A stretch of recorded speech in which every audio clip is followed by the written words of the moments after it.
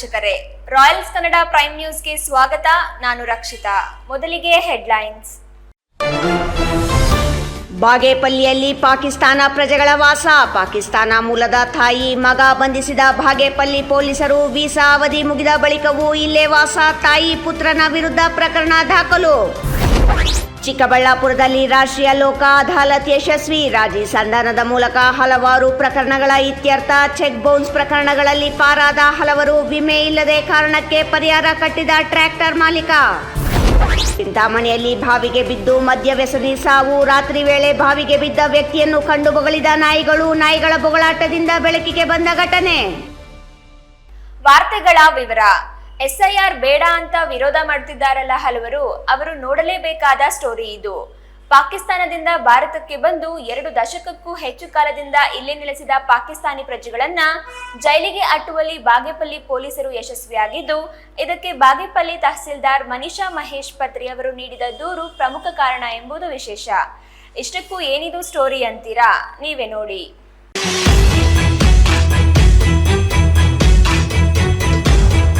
ವೀಕ್ಷಕರೇ, ಇಲ್ಲಿ ಕಾಣ್ತಾ ಇದೆಯಲ್ಲ ಪಡಿತರ ಚೀಟಿ. ಈ ಪಡಿತರ ಚೀಟಿಯನ್ನೊಮ್ಮೆ ಸರಿಯಾಗಿ ನೋಡಿ. ಇದು ಭಾರತ ದೇಶದ, ಅದರಲ್ಲೂ ಕರ್ನಾಟಕ ರಾಜ್ಯದ ಪಡಿತರ ಚೀಟಿ. ಅಂದರೆ ಕೇಂದ್ರ ಸರ್ಕಾರ ನೀಡುವ ಉಚಿತ ಅಕ್ಕಿ ಸೇರಿದಂತೆ ಇತರ ಎಲ್ಲ ಸೌಲಭ್ಯಗಳನ್ನು ದೇಶದ ಬಡವರು ಪಡೆಯಲು ಇರುವ ಈ ಪಡಿತರ ಚೀಟಿಯನ್ನು ಪಾಕಿಸ್ತಾನ ಮೂಲದ ಇಬ್ಬರ ಹೆಸರು ಸೇರಿಸಿ ದೇಶದ ಜನರು ಕಟ್ಟೋ ತೆರಿಗೆ ಹಣದಲ್ಲಿ ಭಾರತದಲ್ಲಿ ಅಕ್ರಮವಾಗಿ ವಾಸವಿರುವ ಪಾಕಿಸ್ತಾನದ ಪ್ರಜೆಗಳಿಗೆ ಎಲ್ಲ ಸೌಲಭ್ಯಗಳನ್ನು ನೀಡುತ್ತಿದೆ ನಮ್ಮ ಸರ್ಕಾರ. ಎಲ್ಲೋ ಹಿಂದುಳಿದ ತಾಲೂಕು ಎಂಬ ಹಣೆಪಟ್ಟಿ ಕಟ್ಟಿಕೊಂಡ ಬಾಗೇಪಲ್ಲಿ ತಾಲೂಕಿನ ಸಣ್ಣ ಗ್ರಾಮವೊಂದರಲ್ಲೇ ಇಬ್ಬರು ಪಾಕಿಸ್ತಾನ ಪ್ರಜೆಗಳಿದ್ದಾರೆಂದರೆ ದೇಶದಲ್ಲಿ ಇನ್ನೆಷ್ಟು ಮಂದಿ ಇರಬಹುದು? ಅದು ನಿಮ್ಮ ಊಹೆಗೂ ಬಿಟ್ಟ ವಿಚಾರ.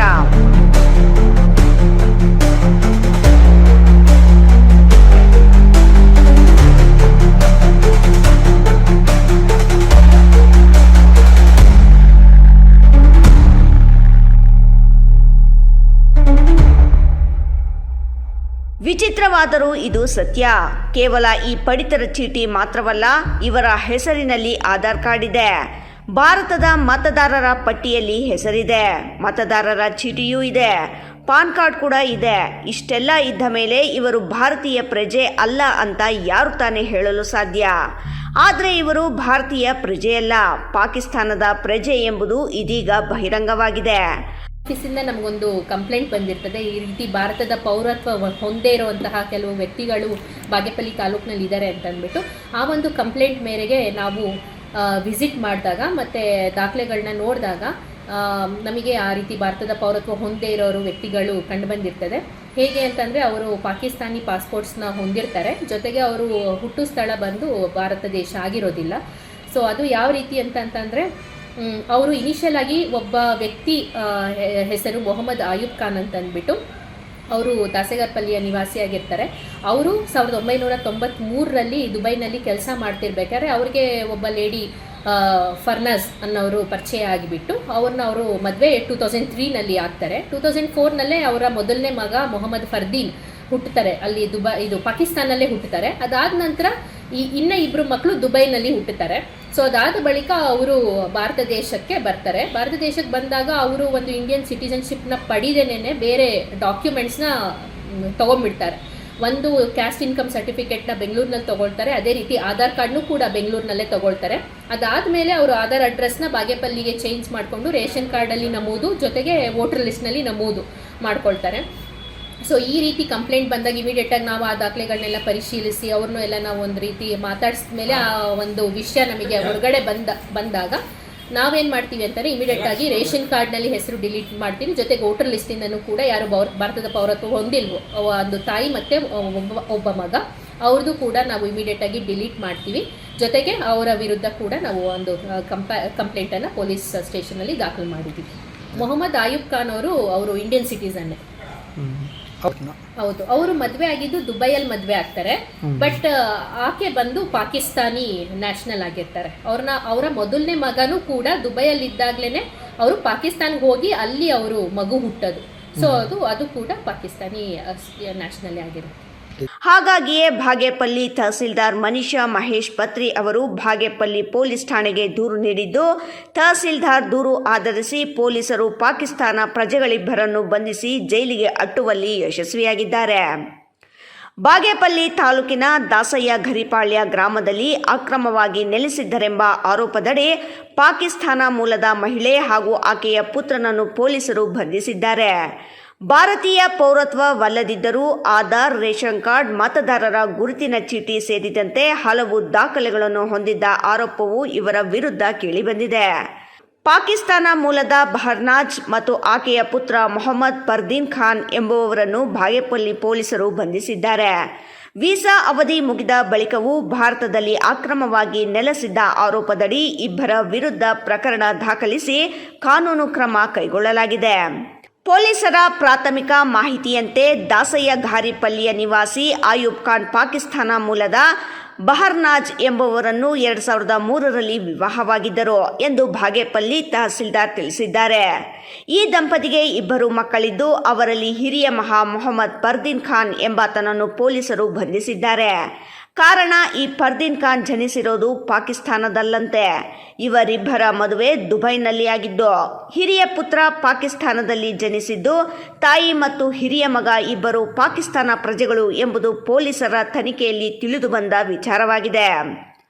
ಆರೋಪಿಗಳಿಬ್ಬರು ಭಾರತೀಯ ಪೌರತ್ವ ಹೊಂದಿರದಿದ್ದರೂ ಅಕ್ರಮವಾಗಿ ರೇಷನ್ ಕಾರ್ಡ್, ಆಧಾರ್ ಕಾರ್ಡ್, ಮತದಾರರ ಗುರುತಿನ ಚೀಟಿ ಹಾಗೂ ಬ್ಯಾಂಕ್ ಖಾತೆಗಳನ್ನು ಹೊಂದಿರುವ ಆರೋಪವು ಪ್ರಾಥಮಿಕ ತನಿಖೆಯಲ್ಲಿ ಬೆಳಕಿಗೆ ಬಂದಿದೆ. ಈ ಸಂಬಂಧ ದಾಖಲೆಗಳ ಸತ್ಯಾಸತ್ಯತೆಯನ್ನು ಪೊಲೀಸರು ಪರಿಶೀಲಿಸುತ್ತಿದ್ದಾರೆ. ದೇಶಾದ್ಯಂತ ನಡೆಯುತ್ತಿರುವ ಮೆಗಾ ರಾಷ್ಟ್ರೀಯ ಲೋಕ ಅದಾಲತ್ ಅಂಗವಾಗಿ ಚಿಕ್ಕಬಳ್ಳಾಪುರ ನಗರದ ನ್ಯಾಯಾಲಯ ಆವರಣದಲ್ಲಿ ಶನಿವಾರ ನಡೆದ ಲೋಕ ಅದಾಲತ್ ಹಲವು ಪ್ರಮುಖ ವಿಚಾರಗಳಿಗೆ ಸಾಕ್ಷಿಯಾಯಿತು.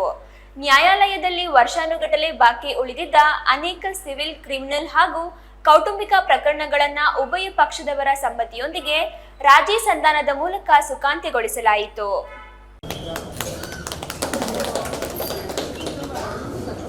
ಚಿಕ್ಕಬಳ್ಳಾಪುರ ನಗರದ ನ್ಯಾಯಾಲಯದಲ್ಲಿ ಶನಿವಾರ ಲೋಕ ಅದಾಲತ್ ಯಶಸ್ವಿಯಾಯಿತು. ಅಲ್ಲದೆ ಹಲವು ಪ್ರಮುಖ ಪ್ರಕರಣಗಳು ವರ್ಷಗಳಿಂದ ನಡೆಯುತ್ತಿದ್ದು, ಇವುಗಳ ಇತ್ಯರ್ಥಪಡಿಸುವ ಮೂಲಕ ಕಕ್ಷಿದಾರರಿಗೆ ನೆಮ್ಮದಿ ನೀಡುವಲ್ಲಿ ನ್ಯಾಯಾಧೀಶರು ಯಶಸ್ವಿಯಾದರು.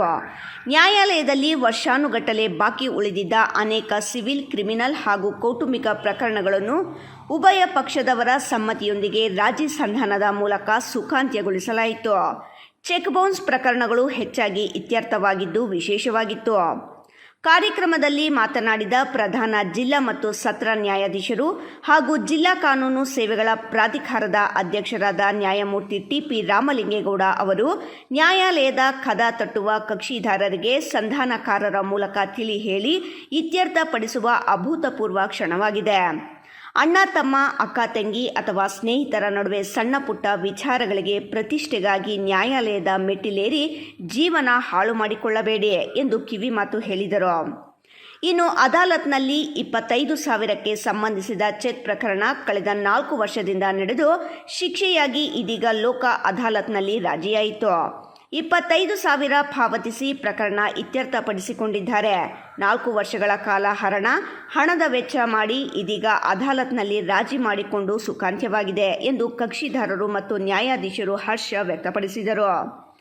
ಮತ್ತೊಂದು ಪ್ರಕರಣ ಬಿಎಸ್ ಶೇಷಗಿರಿರಾವ್ ಮತ್ತು ಸಂಪಂಗಿರಾಮ್ ಎಂಬುವರ ನಡುವೆ ಅದೇ ಚೆಕ್ ಬೌನ್ಸ್ ಪ್ರಕರಣದಲ್ಲಿ ಶಿಕ್ಷೆಯಾಗಿತ್ತು. ಉಭಯ ಕಡೆಯವರನ್ನು ಸಂಪರ್ಕಿಸಿ ಅದಾಲತ್ನಲ್ಲಿ ರಾಜಿ ಮಾಡಿ 3.4 ಲಕ್ಷಕ್ಕೆ ತೀರ್ಮಾನಿಸಲಾಗಿದೆ. 2 ಕಂತುಗಳಲ್ಲಿ ಹಣ ಪಾವತಿಸಲು ಅವಕಾಶ ಕಲ್ಪಿಸಲಾಗಿದೆ ಎಂದರು. ಕರ್ತವ್ಯಗಳನ್ನು ಕೂಡ ನಾವು ಅಳವಡಿಸಿಕೊಂಡಿದ್ದೇವೆ. ಆದರೆ ನಾವು ಯಾವಾಗಲೂ ಹಕ್ಕುಗಳ ಮಾತ್ರ ಮಾತಾಡ್ತೀವಿ, ಕರ್ತವ್ಯಗಳನ್ನ ಮರೆತುಬಿಡ್ತೀವಿ. ಈ ಕರ್ತವ್ಯಗಳು ಕೂಡ ಹಕ್ಕುಗಳನ್ನ ಪಾಲನೆ ಮಾಡೋಕ್ಕೆ ಅಥವಾ ಪ್ರತಿಪಾದನೆ ಮಾಡೋಕ್ಕಿಂತ ಮೊದಲು ನಾವು ಕೆಲವೊಂದು ಕರ್ತವ್ಯಗಳನ್ನ ಪಾಲನೆ ಮಾಡಿದ್ರೆ ಖಂಡಿತ ನಾವು ಹಕ್ಕು ಕೇಳೋಕ್ಕೆ ಒಂದು ಯೋಗ್ಯ ಒಂದು ಪ್ರತಿಪಾದನೆ ಸಿಗ್ತದೆ ಅನ್ನುವಂಥ ವಿಚಾರ. ಇಲ್ಲ ಅಂತ ಹೇಳಿದ್ರೆ ನಾವು ನಮ್ಮ ಕರ್ತವ್ಯನ ನಿಭಾವಣೆ ಮಾಡಿದ್ರೆ ಬರೀ ಹಕ್ಕುಗಳನ್ನ ಕೇಳಕ್ಕೆ ಹೋದ್ರೆ ನಮಗೆ ನ್ಯಾಯಾಲಯದಲ್ಲಿ ಗೆಲುವು ಸಿಗೋದಿಲ್ಲ. ಅದನ್ನೇ ನಮ್ಮ ಸ್ವಾಮಿ ವಿವೇಕಾನಂದ ಅವರು ಹೇಳ್ತಾರೆ, ನಾವು ಸಮಾಜಕ್ಕೆ ಏನು ಕೊಟ್ಟಿದ್ದೀವಿ ಅಂತ ನಾವು ಪ್ರಶ್ನೆ ಕೇಳ್ಕೋಬೇಕೆ ಹೊರತು ಸಮಾಜ ನಮ್ಗೇನು ಕೊಟ್ಟಿದೆ ಅಂತ ಕೇಳಬಾರ್ದು ಅನ್ನೋ ವಿಚಾರ. ಈ ರೀತಿಯಾಗಿ ನಾವು ಪ್ರತಿಯೊಂದು ಹಕ್ಕುಗಳನ್ನ ಕೇಳುವಂಥ ಸಂದರ್ಭಗಳಲ್ಲಿ ಕೆಲವೊಂದು ಜಿಜ್ಞಾಸೆಗಳು ಬರ್ತದೆ.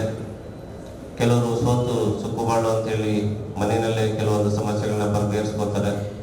ಕೆಲವರು ಜಿದ್ದಾಜಿದ್ದಿ ನಿಂತ್ಕೊಂಡು ಪರಿಣಾಮವಾಗಿ ತಾವುಗಳೆಲ್ಲ ಇವತ್ತು ನ್ಯಾಯಾಲಯದ ಮೆಟ್ಲತ್ತಿದ್ರಿ ತಮ್ಮ ಹಕ್ಕುಗಳನ್ನ ಚಲಾವಣೆ ಮಾಡಲಿಕ್ಕೆ ಕೋರ್ಟ್ ಮುಖಾಂತರ ಲಾಯರ್ಗಳನ್ನ ಮುಖಾಂತರ ತಾವು ಅರ್ಜಿ ಹಾಕೊಂಡು ಬಂದಿದ್ದೀರ.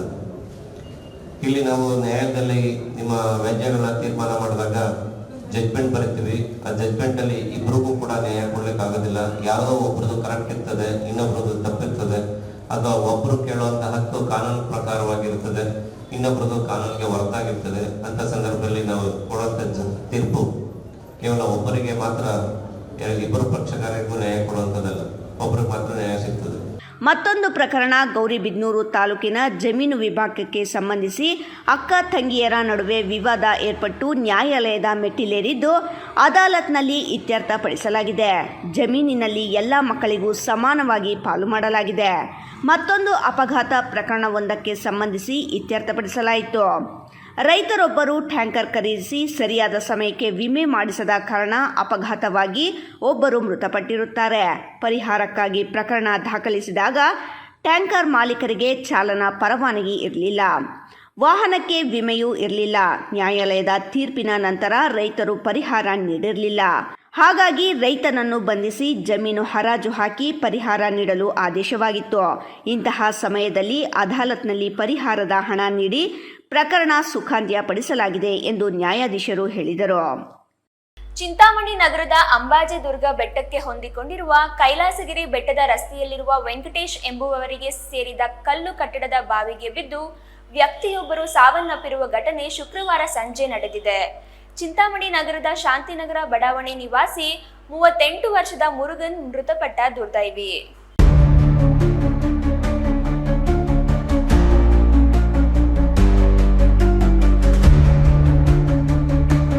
ಚಿಂತಾಮಣಿ ನಗರದ ಅಂಬಾಜಿ ದುರ್ಗ ಬೆಟ್ಟಕ್ಕೆ ಹೊಂದಿಕೊಂಡಿರುವ ಕೈಲಾಸಗಿರಿ ಬೆಟ್ಟದ ರಸ್ತೆಯಲ್ಲಿರುವ ವೆಂಕಟೇಶ್ ಎಂಬುವರಿಗೆ ಸೇರಿದ ಕಲ್ಲು ಕಟ್ಟಡದ ಬಾವಿಗೆ ಬಿದ್ದು ವ್ಯಕ್ತಿಯೊಬ್ಬರು ಸಾವನ್ನಪ್ಪಿರುವ ಘಟನೆ ಶುಕ್ರವಾರ ಸಂಜೆ ನಡೆದಿದೆ. ಚಿಂತಾಮಣಿ ನಗರದ ಶಾಂತಿನಗರ ಬಡಾವಣೆ ನಿವಾಸಿ 38 ವರ್ಷದ ಮುರುಗನ್ ಮೃತಪಟ್ಟ ದುರ್ದೈವಿ. ಮೃತ ಮುರುಗನ್ ತೀವ್ರ ಮದ್ಯವ್ಯಸನಿಯಾಗಿದ್ದು ಶುಕ್ರವಾರ ಸಂಜೆ ಸುಮಾರು 5 ಗಂಟೆಯ ವೇಳೆಗೆ ಈ ಕಲ್ಲು ಕಟ್ಟಡದ ಬಾವಿಯ ಬಳಿ ಓಡಾಡುತ್ತಿರುವುದನ್ನು ಸ್ಥಳೀಯ ನಿವಾಸಿಗಳು ಗಮನಿಸಿದ್ದರು. ಅದಾಗಿ ಕೆಲವೇ ನಿಮಿಷಗಳಲ್ಲಿ ಬಾವಿಯ ಬಳಿ ಬಂದ ನಾಯಿಗಳು ಕಲ್ಲು ಬಾವಿಯ ಒಳಗಡೆ ನೋಡಿ ಜೋರಾಗಿ ಬೊಗಳಲು ಆರಂಭಿಸಿದೆ. ಇದರಿಂದ ಸಂಶಯಗೊಂಡ ಸಾರ್ವಜನಿಕರು ಬಾವಿಯ ಬಳಿ ಓಡಾಡುತ್ತಿದ್ದ ವ್ಯಕ್ತಿ ಒಳಗಡೆ ಬಿದ್ದಿರಬಹುದು ಎಂದು ಶಂಕಿಸಿ ತಕ್ಷಣವೇ ತುರ್ತು ಸ್ಪಂದನಾ ಸಹಾಯವಾಣಿ 112 ಪೊಲೀಸ್ ಸಿಬ್ಬಂದಿಗೆ ಮಾಹಿತಿ ನೀಡಿದ್ದಾರೆ. ಸ್ಥಳಕ್ಕೆ ಧಾವಿಸಿದ 112 ಪೊಲೀಸ್ ಸಿಬ್ಬಂದಿ ಪರಿಶೀಲನೆ ನಡೆಸಿ ಕೂಡಲೇ ಅಗ್ನಿಶಾಮಕ ದಳದ ಅಧಿಕಾರಿಗಳ ಗಮನಕ್ಕೆ ತಂದಿದ್ದಾರೆ.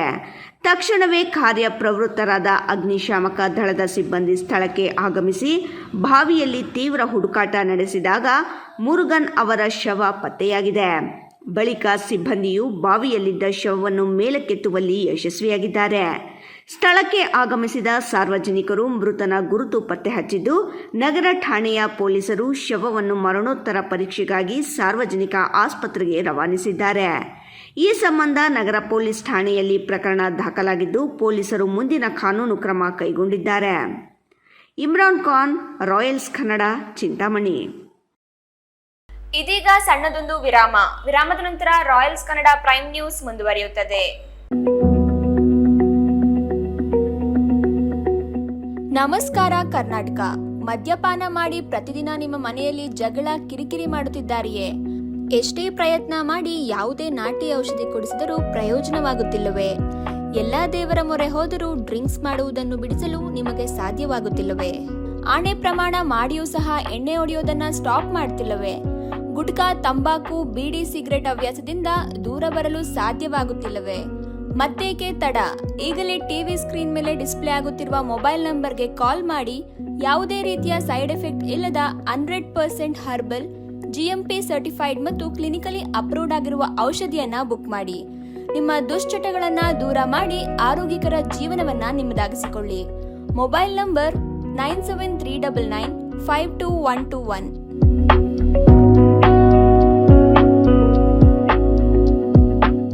ವಿರಾಮದ ನಂತರ ರಾಯಲ್ಸ್ ಕನ್ನಡ ಪ್ರೈಮ್ ನ್ಯೂಸ್ಗೆ ಸ್ವಾಗತ. ದೇವನಹಳ್ಳಿ ತಾಲೂಕಿನ ಮುದ್ದನಾಯಕನಹಳ್ಳಿ ಗ್ರಾಮದಲ್ಲಿ ರಾಜಕಾಲುವೆ ವಿವಾದ ಮತ್ತೆ ತೀವ್ರ ಸ್ವರೂಪ ಪಡೆದಿದೆ. ಸರ್ವೆ ಇಲಾಖೆಯೇ ರಾಜಕಾಲುವೆ ಇರುವ ಸ್ಥಳವನ್ನ ಗುರುತಿಸಿದರೂ ಸಹ ಕೆಲವರು ಸಮಸ್ಯೆ ಸೃಷ್ಟಿಸಿ ಅಮಾಯಕ ರೈತರಿಗೆ ಕಿರುಕುಳ ನೀಡುತ್ತಿದ್ದಾರೆ ಎಂಬ ಆರೋಪ ಕೇಳಿಬಂದಿದೆ. ದಲಿತ ಸಮುದಾಯದ ಮುಖಂಡರು ತಪ್ಪಿತಸ್ಥರ ವಿರುದ್ಧ ಕ್ರಮಕ್ಕೆ ಒತ್ತಾಯಿಸಿದ್ದಾರೆ.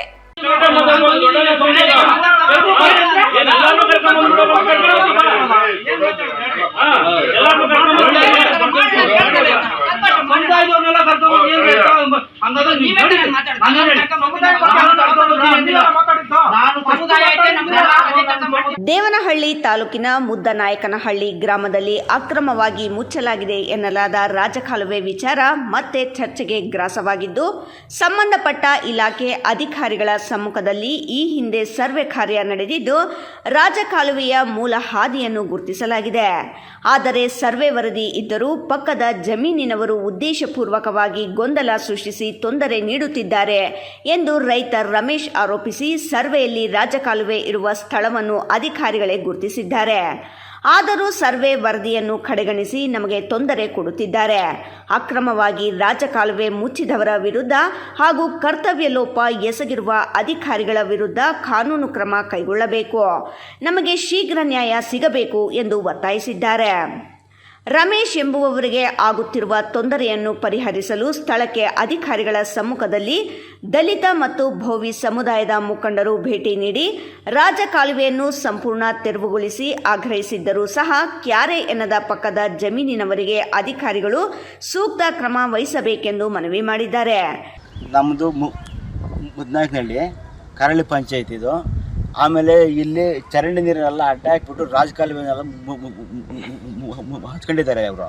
ಅದಕ್ಕೆ ನಾವು ಕಂಪ್ಲೇಂಟ್ ಎಲ್ಲ ಕೊಟ್ಟಿದ್ದೀರಿ, ತಹಶೀಲ್ದಾರ್ಗೆ ಕೊಟ್ಟಿದ್ದೀರಿ, ಕರಳಿ ಪಂಚಾಯತಿಗೆ ಕೊಟ್ಟಿದ್ದೀರಿ, ಆಮೇಲೆ ಸ್ಟೇಷನ್ಗೂ ವಿಷ್ಣುಪುರ ಸ್ಟೇಷನ್ಗೂ ಕೊಟ್ಟಿದ್ದೀರಿ. ಎಲ್ಲ ಅಧಿಕಾರಿಗಳು ಬಂದು ತೆರವುಗೊಳಿಸ್ಬಿಟ್ಟು ಹೋಗಿದ್ರು. ಸರ್ವೇಯರು ತಹಶೀಲ್ದಾರ್ ಎಲ್ಲ ಬಂದು ತೆರವುಗೊಳಿಸ್ಬಿಟ್ಟು ಹೋಗಿದ್ರು. ತಿರುಗಿ ಮತ್ತೆ ಪದೇ ಪದೇ ಇವರು ಈ ಥರ ಅಡ್ಡ ಹಾಕ್ತಾನೆ ಇದ್ದಾರೆ ಚರಂಡಿ ನೀರನ್ನು, ರಾಜಕಾಲುವೆ ಸರ್. ಅಧಿಕಾರಿಗಳೆಲ್ಲ ಬಂದು ಎಲ್ಲ ಮೊದಲೆಲ್ಲ ಮಾಡಿಬಿಟ್ಟು ಹೋಗಿದ್ರು ಸರ್. ತಿರುಗಿ ಮತ್ತೆ ಇದೇ ಥರ ಮಾಡಿದ್ದಾರೆ. ಮಳೆ ನೀರೆಲ್ಲ ಇಲ್ಲೇ ಸ್ಟಾಕ್ ಆಗ್ತಾ ಇದೆ, ಚರಂಡಿ ನೀರೆಲ್ಲ ಇಲ್ಲೇ ಇದಾಗ್ತಾ ಇದೆ. ನೀರು ಹರಿಯೋದಕ್ಕೆ ಸಾಧ್ಯವಿರ್ತಾ ಇಲ್ಲ. ಚರಂಡಿ ರಾಜಕಾಲುವೆಯನ್ನು ಮುಚ್ಚಾಕಿದ್ದಾರೆ ಸರ್. ಮೊಣಕಾಲುದ್ದ ನೀರಿದೆ. ರಾತ್ರಿ ಹೊತ್ತು ಓಡಾಡಬೇಕಾದ್ರೆ ಜನಗಳು ಸಾರ್ವಜನಿಕರಿಗೂ ಸಾಕಷ್ಟು ತೊಂದರೆ ಆಗಿಬಿಟ್ಟಿದೆ. ಜತೆಗೆ ನಿನ್ನೆ ಸುರಿದ ಮಳೆಯಿಂದಾಗಿ ರಾಜಕಾಲುವೆ ಮುಚ್ಚಿರುವುದರಿಂದ ಮಳೆ ಮತ್ತು ಚರಂಡಿ ಕೊಳಚೆ ನೀರು ರಸ್ತೆಗೆ ಹರಿದು ಅವಾಂತರ ಸೃಷ್ಟಿಯಾಗಿದೆ. ಈ ವಿಚಾರವಾಗಿ ಗೃಹಿಣಿ ಶಿಲ್ಪ ಮಾತನಾಡಿ, ನಾವು ಕಾನೂನುಬದ್ಧವಾಗಿ ಮನೆ ಕಟ್ಟಿಕೊಂಡು ವಾಸ ಮಾಡುತ್ತಿದ್ದೇವೆ. ಸರ್ವೆಯಲ್ಲಿ ರಾಜಕಾಲುವೆ ಎಲ್ಲಿದೆ ಎಂಬುದು ಸ್ಪಷ್ಟವಾಗಿದ್ದರೂ ವಿನಾಕಾರಣ ನಮಗೆ ತೊಂದರೆ ನೀಡುತ್ತಿದ್ದಾರೆ. ರಸ್ತೆಯಲ್ಲಿ ಕೊಳಚೆ ನೀರು ನಿಂತಿರುವುದರಿಂದ ಸಾಂಕ್ರಾಮಿಕ ರೋಗಗಳು ಹರಡುತ್ತಿವೆ. ನಮಗೆ ಸೂಕ್ತ ರಕ್ಷಣೆ ನೀಡಬೇಕು ಎಂದು ತಮ್ಮ ಅಳಲನ್ನು ತೋಡಿಕೊಂಡರು. ಇನ್ನಾದರೂ ಸಂಬಂಧಪಟ್ಟ ಕಂದಾಯ ಇಲಾಖೆ ಅಧಿಕಾರಿಗಳು ಸ್ಥಳೀಯವಾಗಿ ಒತ್ತುವರಿಯಾಗಿರುವ ರಾಜಕಾಲುವೆಯನ್ನು ತೆರವುಗೊಳಿಸಿ ಕಾನೂನಿನಡಿಯಲ್ಲಿ ತಪ್ಪಿತಸ್ಥರ ವಿರುದ್ಧ ಕ್ರಮ ಜರುಗಿಸಬೇಕು. ಅಲ್ಲಿ ಚರಂಡಿ ಮಾಡಕ್ಕೆ ಫಸ್ಟು ನಾವು ಕಡ್ಡಿಗಳಾಕೊಂಡು ಸೀಟ್ಗಳು ಹಾಕೊಂಡೆ. ಅವು ಬಂದು ಅಧಿಕಾರಿಗಳು ಬಂದು ಚರಂಡಿ ಹಾಕ್ಬಿಟ್ಟು ಹೋದ್ರು. ಆಮೇಲೆ ಸೀಟ್ ಬಿದ್ದೋಯ್ತು, ನಾವು ಬೇರೆ ಸೀಟ್ ಹಾಕೊಂಡ್ರೆ ಆವಾಗ ಮಣ್ಣೆಲ್ಲ ತಳ್ಬಿಟ್ಟು ಈ ಥರ ಮಾಡ್ತಾರೆ. ಎಲ್ಲಿ ಹೋಗಲ್ಲ ಸರ್, ಇಲ್ಲೇ ಸ್ಟಾಕ್ ನಿಂತದೆ. ಕಾಯಿಲೆ ಆಗಿದೆ ಸರ್, ಮಕ್ಕಳು ಮರಿಯಾವೆ ನೋಡಿ, ಹಸು ಹುಷಾರಿಲ್ಲ ನೋಡಿ ಸರ್. ಗೋಪಾಲ ಗಲಾಟೆಗೆ ಬರ್ತಾರೆ ಸರ್. ಏನು ಮಾಡ್ಬೇಕು ಅದಕ್ಕೆ? ಈಗ ಪರಿಹಾರ ಮಾಡಬೇಕು, ಕಾನೂನು ರೀತಿ ನಮ್ಗೆ ಪರಿಹಾರ ಮಾಡಬೇಕು. ದೇವನಹಳ್ಳಿ ಪುರಸಭೆಯಲ್ಲಿ ಬಿಎಲ್ಒಗಳ ಸಭೆ ಹಮ್ಮಿಕೊಳ್ಳಲಾಗಿತ್ತು. ಕ್ಷೇತ್ರದಲ್ಲಿ ವಿಶೇಷ ಮತದಾರರ ಪಟ್ಟಿ ಪರಿಷ್ಕರಣೆ ಕಾರ್ಯ ಅಂತಿಮ ಹಂತ ತಲುಪಿದೆ. ಈಗಾಗಲೇ 98% ಮನೆಗಳ ಸರ್ವೆ ಪೂರ್ಣಗೊಂಡಿದ್ದು, ಉಳಿದ ಕಾರ್ಯವನ್ನ ಶೀಘ್ರ ಮುಗಿಸುವಂತೆ ತಹಶೀಲ್ದಾರ್ ಅನಿಲ್ ಬಿಎಲ್ಒಗಳಿಗೆ ಸೂಚನೆ ನೀಡಿದ್ದಾರೆ. ಈ ಕುರಿತು ಒಂದು ವರದಿ ಇಲ್ಲಿದೆ ನೋಡಿ. ಏನು ಕೇಳಲ್ಲ, ನಿಮ್ಗೊಬ್ಬರಿಗೆ ಡೌಟ್ ಅದು. ಇಲ್ಲ ಅಂತಂದ್ರೆ ಆ ಬ್ಯಾಕ್ ಸೈಡ್ ಅಲ್ಲಿ ದೇವನಹಳ್ಳಿ ಪುರಸಭೆಯಲ್ಲಿ ಬಿಎಲ್ಒಗಳ ಸಭೆ ಹಮ್ಮಿಕೊಳ್ಳಲಾಗಿತ್ತು. ಕ್ಷೇತ್ರದಲ್ಲಿ ವಿಶೇಷ ಮತದಾರರ ಪಟ್ಟಿ ಪರಿಷ್ಕರಣೆ ಕಾರ್ಯ ಅಂತಿಮ ಹಂತ ತಲುಪಿದೆ. ಈಗಾಗಲೇ 98% ಮನೆಗಳ ಸರ್ವೆ ಪೂರ್ಣಗೊಂಡಿದ್ದು, ಉಳಿದ ಕಾರ್ಯವನ್ನು ಶೀಘ್ರ ಮುಗಿಸುವಂತೆ ತಹಸೀಲ್ದಾರ್ ಅನಿಲ್ ಬಿಎಲ್ಒಗಳಿಗೆ ಸೂಚನೆ ನೀಡಿದ್ದಾರೆ. ಮನೆ ಮನೆ ಸರ್ವೆ ಪೂರ್ಣಗೊಂಡಿದ್ದು 100% ಮತದಾರರಿಗೆ ಎನ್ಯುಮರೇಷನ್ ಫಾರ್ಮ್ಗಳನ್ನು ವಿತರಿಸಲಾಗಿದೆ. ಭರ್ತಿ ಮಾಡಿದ ಅರ್ಜಿಗಳನ್ನು ನಿಗದಿತ ಅವಧಿಯೊಳಗೆ BLOಗಳಿಗೆ ಸಲ್ಲಿಸಿದರೆ ಅವುಗಳನ್ನು ಆನ್ಲೈನ್ನಲ್ಲಿ ದಾಖಲಿಸುವ ಪ್ರಕ್ರಿಯೆಯು ಸಮರ್ಪಕವಾಗಿ ನಡೆಯುತ್ತಿದೆ ಎಂದು ತಹಸೀಲ್ದಾರ್ ಅನಿಲ್ ತಿಳಿಸಿದರು. ಪುರಸಭೆ ವ್ಯಾಪ್ತಿಯ ವಿವಿಧ ವಾರ್ಡ್ಗಳಿಗೆ ಭೇಟಿ ನೀಡಿ BLOಗಳ ಕಾರ್ಯವನ್ನು ಪರಿಶೀಲಿಸಿದ ಅವರು ಉಳಿದಿರುವ ಮನೆಗಳಿಗೆ ತೆರಳಿ ಸರ್ವೆ ಪೂರ್ಣಗೊಳಿಸುವಂತೆ ಹಾಗೂ ಮತದಾರರಿಗೆ ಎದುರಾಗುವ ಸಮಸ್ಯೆಗಳನ್ನು ಸ್ಥಳದಲ್ಲಿ ಪರಿಹರಿಸುವಂತೆ ಸೂಚಿಸಿದರು. ದೇವನಹಳ್ಳಿ ವಿಧಾನಸಭಾ ಕ್ಷೇತ್ರದಲ್ಲಿ 98% ಸರ್ವೆ ಪೂರ್ಣಗೊಂಡಿದೆ. ಎಲ್ಲ ಮತದಾರರಿಗೆ ಎನ್ಯುಮರೇಷನ್ ಫಾರ್ಮ್ ವಿತರಿಸಲಾಗಿದೆ. ಸಾರ್ವಜನಿಕರು ಭರ್ತಿ ಮಾಡಿದ ಅರ್ಜಿಗಳನ್ನು ನಿಗದಿತ ಸಮಯದೊಳಗೆ BLOಗಳಿಗೆ ನೀಡಬೇಕು. BLOಗಳು ಇನ್ನಷ್ಟು ಚುರುಕಾಗಿ ಕಾರ್ಯನಿರ್ವಹಿಸಿ ಯಾವುದೇ ಅರ್ಹ ಮತದಾರ ಕೈತಪ್ಪದಂತೆ ಮನೆಗೆ ಭೇಟಿ ನೀಡಿ ಪರಿಷ್ಕರಣೆ ಕಾರ್ಯವನ್ನು ಶೀಘ್ರ ಪೂರ್ಣಗೊಳಿಸಬೇಕು ಎಂದು BLOಗಳಿಗೆ ಮತದಾರರ ಪರಿಷ್ಕರಣೆ ಅಧಿಕಾರಿ ರಮೇಶ್ ತಿಳಿಸಿದರು. ವಿಧಾನಸಭಾ ಕ್ಷೇತ್ರ ವ್ಯಾಪ್ತಿಯಲ್ಲಿ ಎನ್ಯುಮರೇಷನ್ ಫಾರ್ಮ್ಸ್ ಈಗಾಗಲೇ 100% ಅಂದರೆ 98.6 ಇದೆ, 98% ಆಗಿದೆ. ಎಲ್ಲ ಕಂಪ್ಲೀಟ್ ಆಗಿದೆ ಆಲ್ಮೋಸ್ಟ್. ಯಾವುದೋ ಸ್ವಲ್ಪ ಡೌಟ್ ಇರೋದು, ಪ್ರಾಬ್ಲಮ್ ಇರೋದು ಇಟ್ಕೊಂಡಿದ್ದಾರೆ. ಅದು ಬಿಟ್ಟರೆ 100% ಈಗಾಗಲೇ ಡಿಸ್ಟ್ರಿಬ್ಯೂಷನ್ ಆಗಿದೆ. ಆಮೇಲೆ 30%ಅಷ್ಟು ಡಿಜಿಟೈಸೇಷನ್ನು ಆಗಿದೆ. ಅಂದರೆ ಫಾರ್ಮ್ಸ್ ಭರ್ತಿ ಮಾಡಿಬಿಟ್ಟು ವಾಪಸ್ ತೊಗೊಂಡು ಅದನ್ನು ಆ್ಯಪಲ್ಲಿ ಡಿಜಿಟೈಸ್ ಮಾಡಬೇಕು, ಗಣಕೀಕರಣ ಮಾಡಿಬಿಟ್ಟು ಅದು ಅಂದರೆ ಅವ್ರ ಕೆಲಸ ಅಲ್ಲಿಗೆ ಮುಗಿಯುತ್ತೆ. ಅದನ್ನು ಒಂದ್ಸರಿ ಕ್ರಾಸ್ ಚೆಕ್ ಮಾಡ್ತೀವಿ ನಾವು, ಕ್ವಾಲಿಟಿ ಹೆಂಗಿದೆ ಅಂತ. ಆಲ್ಮೋಸ್ಟ್ ಕೆಲಸ 30% ಮುಗಿದಿದೆ.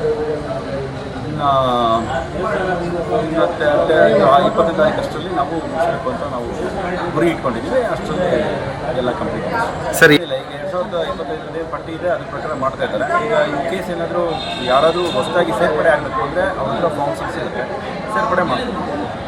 ಆ ಥರ ಏನಿಲ್ಲ, ನಾವು ಅವ್ರಿಗೆ ಫುಲ್ ಸಪೋರ್ಟ್ ಮಾಡ್ತಾ ಇದ್ದೀವಿ. ಅವ್ರಿಗೇನು ತಾಂತ್ರಿಕ ಸಪೋರ್ಟು ಮತ್ತು ಫಿಸಿಕಲ್ ಸಪೋರ್ಟು ನಮ್ಮ ಜನನ ಒದಗಿಸಿದ್ದೀವಿ ಎಲ್ಲ ಕಡೆ. ಏನು ತೊಂದರೆ ಇಲ್ಲ. ಆದಷ್ಟು ಬೇಗ, ಆಮೇಲೆ ಆದಷ್ಟು ಬೇಗ ಅಂತ ಏನಿಲ್ಲ. ಈಗ ಇನ್ಫಾರ್ಮೇಷನ್ ಫಾರ್ಮ್ ಕೊಟ್ಟಿರ್ತಾರೆ, ಮತ್ತೊಂದ್ಸರಿ ಅವ್ರು ಹೋಗೋಷ್ಟರಲ್ಲಿ ಅವ್ರು ಫಿಲಪ್ ಮಾಡಿ ಬರ್ತಾರೆ. ಅವ್ರಿಗೆ ಹೆಂಗೆ ಫಿಲಪ್ ಮಾಡಬೇಕು ಅಂತ ಹೀಗೆ ಮಾಡ್ತಾರೆ. ಫಿಲಪ್ ಮಾಡೋಕ್ಕೆ ಅವ್ರು ಬರಲಿಲ್ಲ ಅಂದರೆ ನಮ್ಮ BLO ಫಿಲಪ್ ಮಾಡಬೇಕು. ಓಕೆ. ದೇಶಾದ್ಯಂತ ನಡೆಯುತ್ತಿರುವ ಮೆಗಾ ರಾಷ್ಟ್ರೀಯ ಲೋಕ ಅದಾಲತ್ ಅಂಗವಾಗಿ ನಗರದ ನ್ಯಾಯಾಲಯದಲ್ಲಿ ಶನಿವಾರ ಲೋಕ ಅದಾಲತ್ ಯಶಸ್ವಿಯಾಗಿ ನಡೆಯಿತು.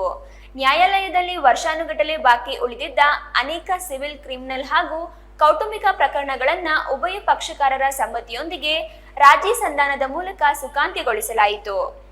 ಮೂಲಕ ತಿಳಿ ಹೇಳಿದಾಗ ಅವರು ಕೂಡ ರಾಜಿ ಮಾಡಿಕೊಂಡು ವೈವಾಹಿಕ ಜೀವನದಲ್ಲಿ ಚೆನ್ನಾಗಿ ಮುಂದುವರ್ಕೊಂಡು ಹೋಗ್ತಿರೋದು ಕೂಡ ಅನೇಕ ಪ್ರಕರಣಗಳು ಆಗಿವೆ. ಇವತ್ತು ನೀವೆಲ್ಲ ಇಲ್ಲಿ ಬಂದಿದ್ದೀರಿ. ಈ ಒಂದು ಜನತಾ ನ್ಯಾಯಾಲಯದ ಸದುಪಯೋಗ ಪಡ್ಕೊಳ್ಳಿ ಅಂತ ಹೇಳ್ತಾ, ದೇಶಾದ್ಯಂತ ನಡೆಯುತ್ತಿರುವ ಮೆಗಾ ರಾಷ್ಟ್ರೀಯ ಲೋಕ ಅದಾಲತ್ ಅಂಗವಾಗಿ ನಗರದ ನ್ಯಾಯಾಲಯದಲ್ಲಿ ಶನಿವಾರ ಲೋಕ ಅದಾಲತ್ ಯಶಸ್ವಿಯಾಗಿ ನಡೆಯಿತು. ನ್ಯಾಯಾಲಯದಲ್ಲಿ ವರ್ಷಾನುಗಟ್ಟಲೆ ಬಾಕಿ ಉಳಿದಿದ್ದ ಅನೇಕ ಸಿವಿಲ್, ಕ್ರಿಮಿನಲ್ ಹಾಗೂ ಕೌಟುಂಬಿಕ ಪ್ರಕರಣಗಳನ್ನು ಉಭಯ ಪಕ್ಷಕಾರರ ಸಮ್ಮತಿಯೊಂದಿಗೆ ರಾಜಿ ಸಂಧಾನದ ಮೂಲಕ ಸುಖಾಂತ್ಯಗೊಳಿಸಲಾಯಿತು. ಸಣ್ಣ ಪುಟ್ಟ ಕಾರಣಗಳಿಗೆ ವಿಚ್ಛೇದನದ ಹಾದಿ ಹಿಡಿದಿದ್ದ ದಂಪತಿಗಳು ಪರಸ್ಪರ ಹೂವಿನ ಹಾರ ಬದಲಾಯಿಸಿಕೊಂಡು ತಮ್ಮ ಹಳೆಯ ಕಹಿ ಘಟನೆಗಳನ್ನು ಮರೆತು ಹೊಸ ದಾಂಪತ್ಯ ಜೀವನಕ್ಕೆ ಕಾಲಿಟ್ಟಿದ್ದು ಈ ಬಾರಿಯ ಲೋಕ ಅದಾಲತ್ನ ಪ್ರಮುಖ ಆಕರ್ಷಣೆಯಾಗಿತ್ತು.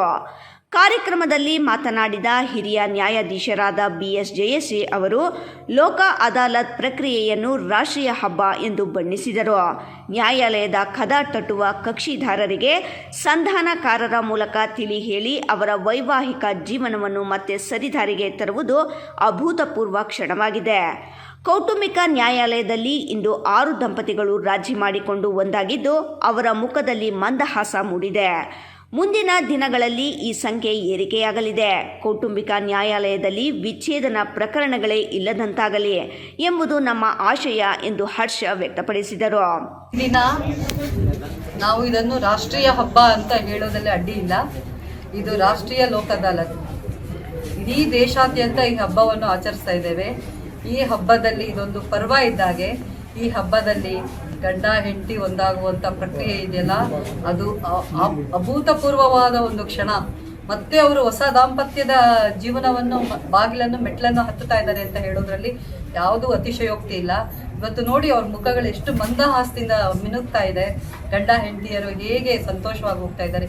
ಇದೇ ಥರ ಇನ್ನೂ 5 ದಂಪತಿಗಳು ನಮ್ಮ ಕೌಟುಂಬಿಕ ನ್ಯಾಯಾಲಯದಲ್ಲಿ ರಾಜಿ ಆಗುವ ಒಂದು ಹಂತದಲ್ಲಿದ್ದಾರೆ. ಎಲ್ಲ ಬಂದಿದ್ದಾರೆ. ಇವತ್ತು ಅವ್ರನ್ನ ಮಾತಾಡಿಸಿ, ಅವ್ರು ಸಂತೈಸಿ, ಅವ್ರ ದುಃಖ ದುಮ್ಮಾನಗಳನ್ನ ನಾವು ಆಲಿಸಿ ಅವ್ರನ್ನ ಅವರ ಮನೆಗೆ ಸಂತೋಷದಿಂದ ಕಳಿಸ್ಕೊಡ್ತೇವೆ. ಇವತ್ತಿಂದ ನವ ದಂಪತಿಗಳಾಗಿ ಅವರು ಹೊಸ ಜೀವನವನ್ನು ಆರಂಭಿಸ್ತಾರೆ ಅಂತ ಹೇಳ್ತೇನೆ.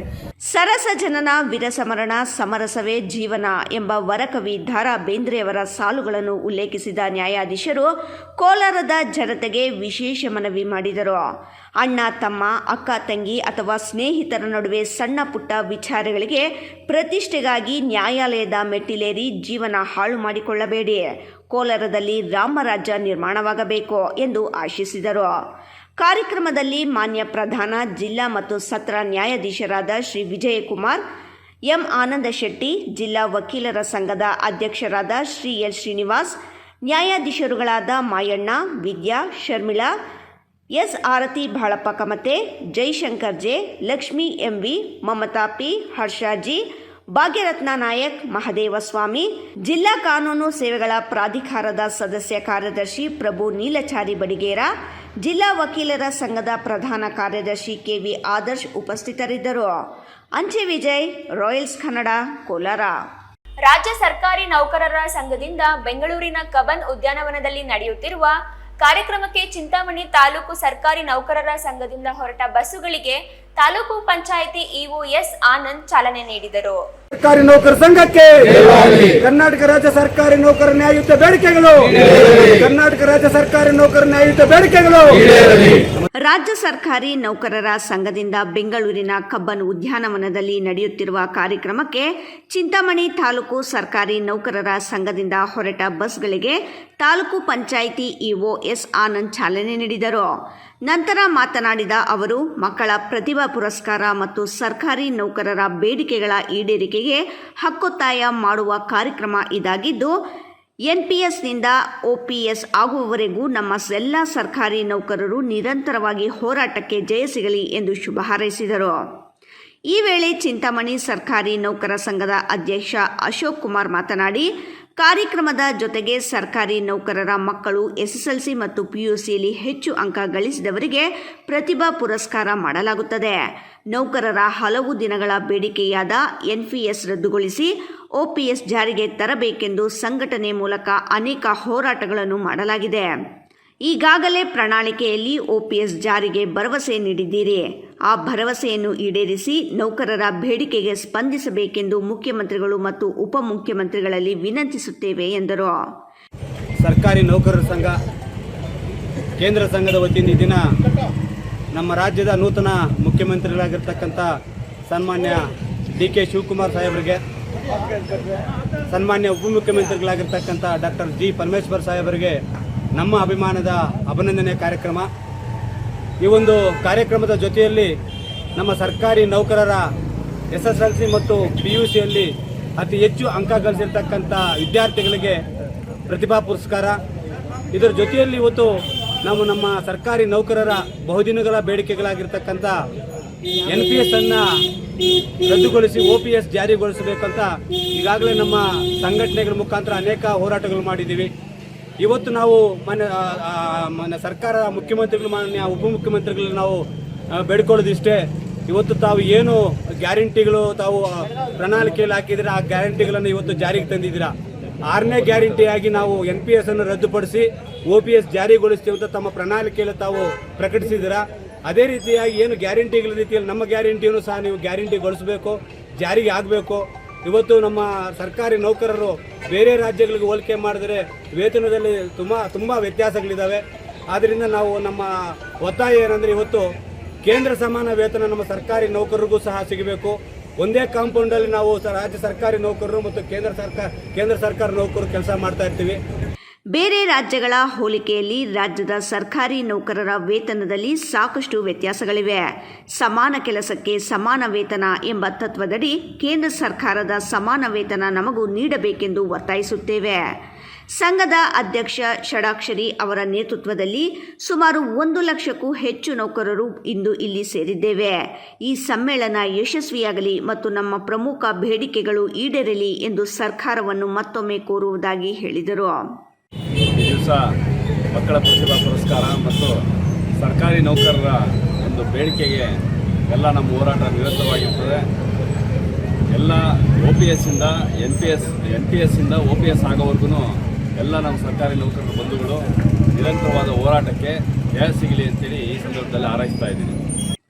ಇಮ್ರಾನ್ ಖಾನ್, ರಾಯಲ್ಸ್ ಕನ್ನಡ, ಚಿಂತಾಮಣಿ.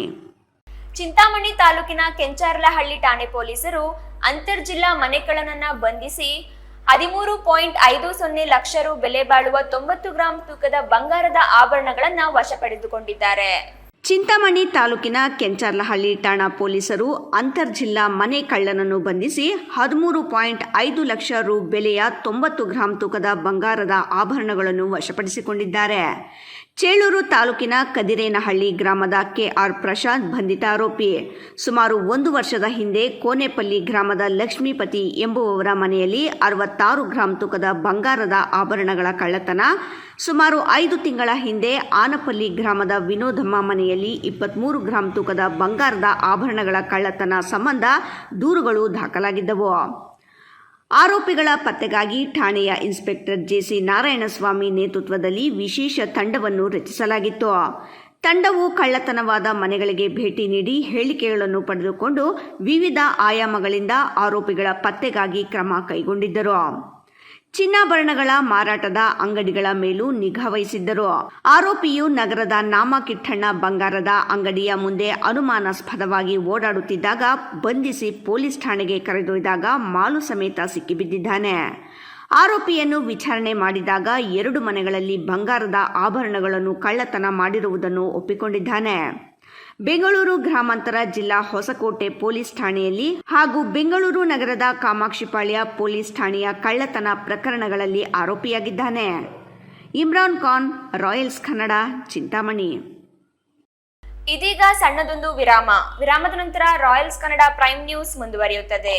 ಶ್ರೀ ಸರೋವರ್ ರೆಸಾರ್ಟ್ ಹುಟ್ಟುಹಬ್ಬ, ನಿಶ್ಚಿತಾರ್ಥ, ಬೀಗರ ಊಟ, ಕಾರ್ಯಕ್ರಮ ಯಾವುದೇ ಇರಲಿ, ನಿಮ್ಮ ಸಂಭ್ರಮ ಶ್ರೀ ಸರೋವರ್ ರೆಸಾರ್ಟ್ನಲ್ಲಿರಲಿ. ಸುಂದರ ವಾತಾವರಣ, ಸುವಿಶಾಲ ಮೈದಾನ, ಕಾರ್ಯಕ್ರಮ ವೇದಿಕೆ ಎಲ್ಲವೂ ನಿಮಗಾಗಿ. ಆಕರ್ಷಕ ಬಾಡಿಗೆ, ಸಮಾಧಾನದ ಸೇವೆ. ಕೆಂಪೇಗೌಡ ವಿಮಾನ ನಿಲ್ದಾಣದಿಂದ ಕೇವಲ 30 ಕಿಲೋಮೀಟರ್ ಅಂತರದಲ್ಲಿ. ದಿನ್ನೆಹೊಸಹಳ್ಳಿಯಿಂದ ಈಶಾಗೆ ಹೋಗುವ ಮುಖ್ಯ ರಸ್ತೆಯಲ್ಲಿ ಸಿದ್ಧವಾಗಿದೆ ಶ್ರೀ ಸರೋವರ್ ರೆಸಾರ್ಟ್. ಈಶಾ ದೇವಾಲಯದಿಂದ ಕೂಗಳತೆ ದೂರ. ರಂಗಧಾಮ ಕೆರೆಯಿಂದ ಕೆಲವೇ ಅಡಿಗಳ ಅಂತರ. ಲೇಕ್ ವ್ಯೂ, ಹಿಲ್ ವ್ಯೂ ಎಲ್ಲವೂ ಲಭ್ಯವಿರುವ ಏಕೈಕ ರೆಸಾರ್ಟ್ ಶ್ರೀ ಸರೋವರ್. ಎಲ್ಲ AC ಕೊಠಡಿಗಳು, ಸ್ಟಾರ್ ಹೋಟೆಲ್ ಸೌಲಭ್ಯಗಳು. ಮತ್ತೇಕೆ ತಡ, ಕೂಡಲೇ ಬುಕ್ ಮಾಡಲು ಸಂಪರ್ಕಿಸಿ ಶ್ರೀ ಸರೋವರ್ ರೆಸಾರ್ಟ್, ಈಶಾ ಮುಖ್ಯ ರಸ್ತೆ, ಈಶಾ ದೇವಾಲಯದ ಸಮೀಪ, ಚಿಕ್ಕಬಳ್ಳಾಪುರ. ಮೊಬೈಲ್ ಸಂಖ್ಯೆ 9535611053. ಮತ್ತೊಂದು ಸಂಖ್ಯೆ 8904562827. ವಿರಾಮದ ನಂತರ ರಾಯಲ್ಸ್ ಕನ್ನಡ ಪ್ರೈಮ್ ನ್ಯೂಸ್ಗೆ ಮತ್ತೆ ಸ್ವಾಗತ. ಮಕ್ಕಳಿಗೆ ಚುನಾವಣೆಯ ಮಹತ್ವ ತಿಳಿಯಪಡಿಸುವ ಜೊತೆಗೆ ಚುನಾವಣೆ ಹೇಗೆ ನಡೆಯಲಿದೆ, ಮತದಾನದ ಮಹತ್ವ ಏನು, ಪ್ರಜಾಪ್ರಭುತ್ವ ದೇಶದಲ್ಲಿ ಮತದಾನಕ್ಕೆ ಇರುವ ಮಹತ್ವ ಏನು ಎಂಬ ಇತ್ಯಾದಿ ವಿಚಾರಗಳ ಬಗ್ಗೆ ಮಕ್ಕಳನ್ನ ತರಬೇತುಗೊಳಿಸುವ ಚಿಕ್ಕಬಳ್ಳಾಪುರದ ಪೂರ್ಣಪ್ರಜ್ಞಾ ಶಾಲೆಯಲ್ಲಿ ಇಂದು ಶಾಲಾ ಸಂಸತ್ ನಡೆಸಲಾಯಿತು. ನಾನು 9ನೇ ತರಗತಿಯಲ್ಲಿ ಓದುತ್ತಿದ್ದೇನೆ. ನಾನು ಹೆಡ್ಗರ್ಲ್ ಎಲೆಕ್ಷನಲ್ಲಿ ನಿಂತಿದ್ದೀನಿ. ಹೆಡ್ಗರ್ಲ್ಗೆ ನಾನು ಗೆಲ್ಲಿದ್ರೆ ನಮ್ಮ ಸ್ಕೂಲಲ್ಲಿ ಪ್ರಿನ್ಸಿಪಲ್ ಹೇಳ್ತಾರಲ್ಲ ಮಾತು, ಅದೆಲ್ಲ ಕೇಳಿಬಿಟ್ಟು ಡಿಸಿಪ್ಲಿನಲ್ಲಿ. ಮಕ್ಕಳಿಗೆ ಚುನಾವಣೆಯ ಮಹತ್ವ ತಿಳಿಯಪಡಿಸುವ ಜೊತೆಗೆ ಚುನಾವಣೆ ಹೇಗೆ ನಡೆಯಲಿದೆ, ಮತದಾನದ ಮಹತ್ವ ಏನು, ಪ್ರಜಾಪ್ರಭುತ್ವ ದೇಶದಲ್ಲಿ ಮತದಾನಕ್ಕೆ ಇರುವ ಮಹತ್ವ ಏನು ಇತ್ಯಾದಿ ವಿಚಾರಗಳ ಬಗ್ಗೆ ಮಕ್ಕಳನ್ನು ತರಬೇತುಗೊಳಿಸಲು ಚಿಕ್ಕಬಳ್ಳಾಪುರ ಪೂರ್ಣಪ್ರಜ್ಞಾ ಶಾಲೆಯಲ್ಲಿ ಇಂದು ಶಾಲಾ ಸಂಸತ್ ನಡೆಸಲಾಯಿತು. ದೇಶದಲ್ಲಿ ನಡೆಯುವ ಸಾರ್ವತ್ರಿಕ ಚುನಾವಣೆಗಳ ಮಾದರಿಯಲ್ಲಿಯೇ ಶಾಲೆಯ ಮಕ್ಕಳಿಗೆ ಚುನಾವಣೆ ನಡೆಯಿತು. ಅಭ್ಯರ್ಥಿಗಳಾಗಿ ಸ್ಪರ್ಧೆ ಮಾಡುವ ಜೊತೆಗೆ ಪ್ರತಿಯೊಬ್ಬ ವಿದ್ಯಾರ್ಥಿಯ ಬಳಿ ತೆರಳಿ ಮತ ಬೇಡಿಕೊಂಡು ಗುಪ್ತ ಮತದಾನದ ಮೂಲಕ ಆಯ್ಕೆ ಪ್ರಕ್ರಿಯೆಯೂ ನಡೆಯಿತು. 18 ವರ್ಷ ತುಂಬುವವರೆಗೆ ಮತದಾನ ಮಾಡುವ ವಿಧಾನ ಮತ್ತು ಚುನಾವಣೆಯ ಮಹತ್ವದ ಬಗ್ಗೆ ಅರಿಯದ ಕುತೂಹಲದಿಂದಲೇ ಇರುವ ಮಕ್ಕಳಿಗೆ ಈ ಶಾಲಾ ಸಂಸತ್ ಮೂಲಕ ಮತದಾನದ ಮಹತ್ವ ಮತ್ತು ಚುನಾವಣೆ ಪ್ರಕ್ರಿಯೆಗಳ ಬಗ್ಗೆ ಅರಿಯಲು ಸಹಕಾರಿಯಾಯಿತು. ಸಾರ್ವತ್ರಿಕ ಚುನಾವಣೆಗಳ ಮಾದರಿಯಲ್ಲಿಯೇ ಆಧಾರ್ ಕಾರ್ಡ್ ನೋಡಿ ಮಕ್ಕಳಿಗೆ ಮತದಾನದ ಅವಕಾಶ ಕಲ್ಪಿಸಲಾಯಿತು. ಮಕ್ಕಳು ಸಾಲಿನಲ್ಲಿ ನಿಂತು ಗುಪ್ತ ಮತದಾನ ಮಾಡಿ ಬೆರಳಿನ ಮೇಲೆ ಶಾಹಿ ಹಾಕಿಸಿಕೊಂಡು ಖುಷಿಪಟ್ಟರು. ನಂತರ ಮತ ಎಣಿಕೆ ನಡೆದು ಅಭ್ಯರ್ಥಿಗಳ ಆಯ್ಕೆ ಘೋಷಿಸಲಾಯಿತು. ವೆಂಕಟೇಶ್ ಅಂತ ಪೂರ್ಣ ಪ್ರಜ್ಞಾ ವಿದ್ಯಾಸಂಸ್ಥೆ. ಇಲ್ಲಿ ನಾವು ಇವತ್ತಿನ ದಿನ ಎಲೆಕ್ಷನನ್ನು ಮಕ್ಕಳಿಗೋಸ್ಕರ ಕಂಡಕ್ಟ್ ಮಾಡ್ತಾ ಇದ್ದೀವಿ. ಅದ್ರ ಉದ್ದೇಶ ಏನು ಅಂತಂದರೆ ಮಕ್ಕಳಲ್ಲಿ ಅವ್ರಿಗೆ ಧೈರ್ಯವನ್ನು ತುಂಬಲಿಕ್ಕೆ ಮತ್ತು ಮುಂದೆ ಅವರು ಏನಾದ್ರೂ ಸಾಧನೆ ಮಾಡೋದಕ್ಕೆ ಈ ಎಲೆಕ್ಷನನ್ನು ನಾವು ಮಕ್ಕಳಲ್ಲಿ ಅವ್ರಿಗೆ ಅಳವಡಿಸ್ತಾ ಇದ್ದೀವಿ, ಅರಿವನ್ನು ಮೂಡಿಸ್ತಾ ಇದ್ದೀವಿ. ಅವರು ಇಂದಿನ ಮಕ್ಕಳೇ ನಾಳಿನ ಪ್ರಜೆಗಳು. ಅವರು ಈಗ ಈ ಮಕ್ಕಳಲ್ಲಿ ಯಾರಾದ್ರೂ CM ಆಗ್ಬೋದು, MLA ಆಗ್ಬೋದು, ಮತ್ತು ಜಿಲ್ಲಾ ಪರಿಷತ್ ಅಧ್ಯಕ್ಷರಾಗ್ಬೋದು, ಏನಾದರೂ ಅವರು ಸಾಧನೆ ಮಾಡ್ಬೋದು ಮಕ್ಕಳು. ಅವರಲ್ಲಿ ಈಗಲಿಂದನೇ ನಾವು ಧೈರ್ಯವನ್ನು ತುಂಬ್ತಾ ಇದ್ದೀವಿ. ಎಲೆಕ್ಷನ್ ಅಂದರೆ ಏನು, ಪಾಠಗಳು ಅಂದರೆ ಏನು ಅಂಥೇಳಿ ಅವ್ರಿಗೆ ಅರಿವು ಮೂಡಿಸ್ತಾ ಇದ್ದೀವಿ. ಅದು ಮಕ್ಕಳಲ್ಲಿ ಮಕ್ಕಳು ಏನು ಮಾಡಬೇಕು ಅಂತಂದರೆ ಈಗಲಿಂದ ಅವ್ರು ಕಲಿಬೇಕು, ಹೇಗೆ ಎಲೆಕ್ಷನನ್ನು ಕಂಡಕ್ಟ್ ಮಾಡ್ಬೋದು, ವೋಟನ್ನು ಹೇಗೆ ಮಾಡಬೇಕು ಅಂತೇಳಿ ಅವರು ಈಗಲಿಂದನೇ ಕಲಿತಾ ಇದ್ದಾರೆ. ಬಾಗೇಪಲ್ಲಿ ವಿಧಾನಸಭಾ ಕ್ಷೇತ್ರದಲ್ಲಿ ಯುವ ಪ್ರತಿಭೆಗಳನ್ನು ಪ್ರೋತ್ಸಾಹಿಸಲು ನಮೋ BSY cricket cup 2026 tennis ball cricket ಪಂದ್ಯಾವಳಿ ಆಯೋಜಿಸಲಾಗಿದೆ. ಈ ಟೂರ್ನಿ ಬಾಗೇಪಲ್ಲಿಯ ವಿವಿಧ ಗ್ರಾಮ ಪಂಚಾಯಿತಿ ಮಟ್ಟದಲ್ಲಿ ನಡೆಯುತ್ತಿದ್ದು ಸ್ಥಳೀಯ ಯುವಕರಿಗೆ ಕ್ರೀಡಾ ಕೌಶಲ್ಯ ಪ್ರದರ್ಶಿಸಲು ಉತ್ತಮ ವೇದಿಕೆಯಾಗಿದೆ ಎಂದು ಯುವ ಮುಖಂಡ ಜಿನ್ನಿ ಹೇಳಿದರು. ಜಿನ್ನಿ ಅವರಿಗೆ ವಂದನೆಗಳನ್ನು ಅನಿಸುತ್ತಾ ಈಗ ಈ ಕಾರ್ಯಕ್ರಮವನ್ನು ಉದ್ದೇಶಿಸಿ ಬಾಗೇಪಲ್ಲಿ ತಾಲೂಕಿನ ಗೂಳೂರು ಹೋಬಳಿ ಮಟ್ಟದಲ್ಲಿ ಐವಾರಪಲ್ಲಿ ಹರೀಶ್ ನೇತೃತ್ವದಲ್ಲಿ ನಡೆದ ನಮೋ BSY ಕ್ರಿಕೆಟ್ ಕಪ್ ಪಂದ್ಯಾವಳಿಯಲ್ಲಿ ಭಾಗವಹಿಸಿದ ಎಲ್ಲ ತಂಡಗಳ ಆಟಗಾರರಿಗೆ ಶುಭ ಹಾರೈಸಿ ಮಾತನಾಡಿದ ಮುಖಂಡ ಜಿನ್ನಿ, ಗ್ರಾಮೀಣ ಕ್ರೀಡಾಪಟುಗಳನ್ನು ಗುರುತಿಸಿ ಅವರಲ್ಲಿ ಇರುವ ಕ್ರೀಡಾ ಪ್ರತಿಭೆ ಗುರುತಿಸಲು ಬಿಜೆಪಿ ರಾಜ್ಯ ಕಾರ್ಯದರ್ಶಿ ಸಿ ಮುನಿರಾಜು ಆಯೋಜಿಸಿರುವ ನಮೋ BSY ಕ್ರಿಕೆಟ್ ಕಪ್ ಪಂದ್ಯಾವಳಿ ಯಶಸ್ವಿ ಮಾಡಬೇಕು. ಆಧುನಿಕ ಜಗತ್ತಿನಲ್ಲಿ ಕ್ರಿಕೆಟ್ ಕೇವಲ ಒಂದು ಆಟವಾಗಿ ಉಳಿದಿಲ್ಲ. ಇದು ದೈಹಿಕ ಆರೋಗ್ಯವನ್ನು ಸುಧಾರಿಸುವ, ಮಾನಸಿಕ ಏಕಾಗ್ರತೆಯನ್ನು ಹೆಚ್ಚಿಸುವ ಮತ್ತು ಕೋಟ್ಯಾಂತರ ಜನರನ್ನು ಭಾವನಾತ್ಮಕವಾಗಿ ಒಂದುಗೂಡಿಸುವ ಪ್ರಮುಖ ಮಾಧ್ಯಮವಾಗಿದೆ ಎಂದರು. ಈ ಒಂದು ಕ್ರಿಕೆಟ್ ವೇದಿಕೆಯನ್ನು ಸಿದ್ಧಪಡಿಸಿದ್ದಾರೆ. ಇದು ಯಾವ ರೀತಿ ಅಂದರೆ ಮೊದಲನೇದಾಗಿ ವೇದಿಕೆ ಮೇಲೆ ಇರುವಂಥ ಎಲ್ಲ ಗಣ್ಯರಿಗೂ ಒಂದು ಪೂಜಾಪಣ್ಣವರು, ರಾಮಚಂದ್ರಣ್ಣವರು ಎಲ್ಲರಿಗೂ ಸಹ ಈ ಒಂದು ಪಂದ್ಯಾವಳಿ ಯಾಕೆ ಈ ಥರ ಪಂಚಾಯತಿ ಮಟ್ಟದಲ್ಲಿ ಆಯ್ಕೆ ಮಾಡಿದ್ದೀವಿ ಅಂದರೆ ಅದು ಕೆಲವರಿಗೆ ಇನ್ನೂ ಅದ್ರ ಬಗ್ಗೆ ಕ್ಲೀನಾಗಿ ಗೊತ್ತಿಲ್ಲ. ಹೇಳ್ಬಿಡ್ತೀನಿ ಎರಡೇ ಮಾತಲ್ಲಿ. ಯಾವಾಗಲೇ ಆಗಲಿ ಈ ಒಂದು ಬಾಗೇಪಲ್ಲಿಯಲ್ಲಿ ಟೂರ್ನಮೆಂಟ್ ಮಾಡಿದ್ರೆ ಬರೀ ಟೌನಲ್ಲಿರೋ ಆಟಗಾರರು ಚೆನ್ನಾಗಿ ಆಡ್ತಾರೆ. ಹಾಗಾಗಿ ಮೊದಲನೇ ಸ್ಥಾನನೂ ಅವರೇ ಗೆಲ್ತಾರೆ, ಎರಡನೇ ಸ್ಥಾನನೂ ಅವರೇ, 3, 4 ಎಲ್ಲ ಅವರೇ. ಈ ಗ್ರಾಮೀಣ ಮಟ್ಟದಲ್ಲಿರೋ ಪಂಚಾಯತಿ ಆಟಗಾರರಿಗೆ ಬಂದ್ರೇನೂ ಪಾಪ 1ನೇ ಮ್ಯಾಚ್ 2ನೇ ಮ್ಯಾಚ್ ಸೋತೋಗ್ಬಿಟ್ಟು ಮತ್ತೆ ಯಾವುದೇ ಒಂದು ಬಹುಮಾನ ಇಲ್ದಿರೋ ನಿರ್ಗಮಿಸ್ತಾರೆ. ಸೊ ಹಾಗಾಗಿ ಈ ಗ್ರಾಮೀಣ ಮಟ್ಟದಲ್ಲಿರುವಂಥ ಎಲ್ಲ ಆಟಗಾರರನ್ನು ಗುರುತಿಸ್ಬೇಕಂತ ಒಂದು ಉದ್ದೇಶದಿಂದನೇ ಒಂದು ಪಂಚಾಯತಿ ಮಟ್ಟದಲ್ಲಿ ಮಾಡಿ ಅದರಲ್ಲಿ ಗೆದ್ದಂತ 3 ತಂಡಗಳಿಗೆ ಬಹುಮಾನ ಕೊಟ್ಟು ಒಂದು ತಂಡವನ್ನು ಬಾಗೇಪಲ್ಲಿ ವಿಧಾನಸಭಾ ಕ್ಷೇತ್ರ ಮಟ್ಟದಲ್ಲಿ ಆಡಿಸಿ ಮತ್ತೆ ಅಲ್ಲಿರೋ ಟೂರ್ನಮೆಂಟ್ ಅಲ್ಲಿ 2 ಲಕ್ಷ, 1.5, 1,50,000 ಈ ತರ ದೊಡ್ಡ ಬಹುಮಾನವನ್ನೇ ಮಾಡ್ಬೇಕನ್ನೋ ಉದ್ದೇಶದಿಂದನೇ ಸಿ ಮುನಿರಾಜಣ್ಣನವರು ಇದೆಲ್ಲ ಮತ್ತೆ ನಮ್ಮ ಸುಬ್ಬು, ರಾಯಲ್ಸ್ ಕನ್ನಡ, ಭಾಗ್ಯನಗರ. BLOಗಳು ಮನೆ ಮನೆಗೆ ತೆರಳಿ ಗಣತಿ ಅರ್ಜಿಗಳನ್ನು ಹಂಚಿಕೆ ಮಾಡಿದ್ದಾರೆ. ಈಗ ಮತದಾರರಿಂದ ತುಂಬಿಸಿರುವ ಅರ್ಜಿಗಳನ್ನ ಸ್ವೀಕರಿಸಿ ಡಿಜಿಟಲೈಸ್ ಮಾಡುವ ಕಾರ್ಯ ಚುರುಕುಗೊಳಿಸಲು ಅಧಿಕಾರಿಗಳಿಗೆ ನಿರ್ದೇಶನ ನೀಡಲಾಗಿದೆ ಎಂದು ಅಪರ ಜಿಲ್ಲಾಧಿಕಾರಿ ಭಾಸ್ಕರ್ ಹೇಳಿದರು.